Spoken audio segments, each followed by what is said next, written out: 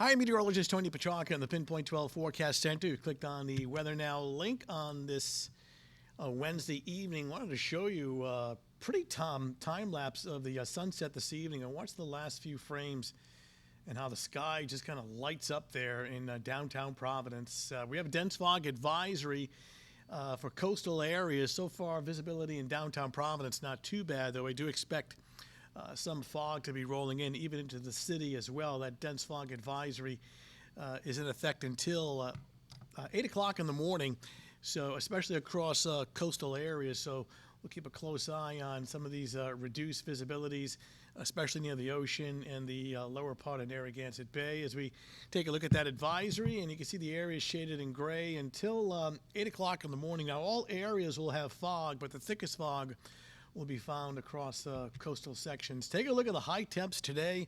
As expected, inland areas topped out in the upper 70s to lower 80s, and coastal sections were in the low 70s. Little cooler for tomorrow, but still a kind of a warm and muggy day. We're thinking upper 70s across the interior and probably 60s along the coastline. You take a look at the temperatures at this hour. Newport's at 62, Cumberland at 67. We're taping this as of almost 10 o'clock in the evening. Here's the visibility right now as of the 10 o'clock hour, and you can see those reduced numbers across the coastline.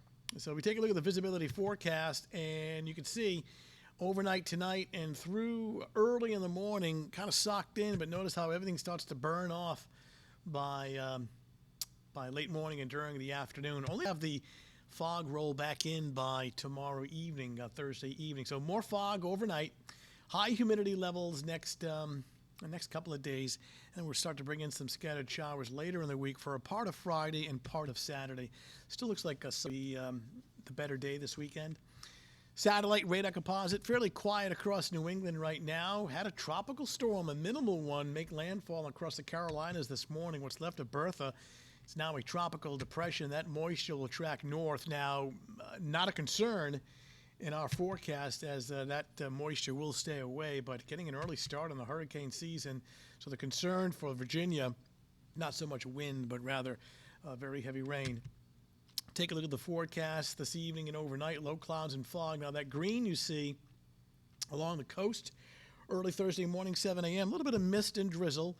And then watch what happens during the afternoon hours. While it's mainly cloudy, I do expect some breaks of sun across inland areas, and then we'll bring in some scattered showers by later Thursday evening and into Thursday night. So kind of a slow start in the morning with clouds, fog, a little bit of drizzle, some partial sun, not complete clearing, but some partial sun by late morning and into the early afternoon, and the clouds will tend to roll back late in the day. Now, it will be seasonably warm but muggy, humid.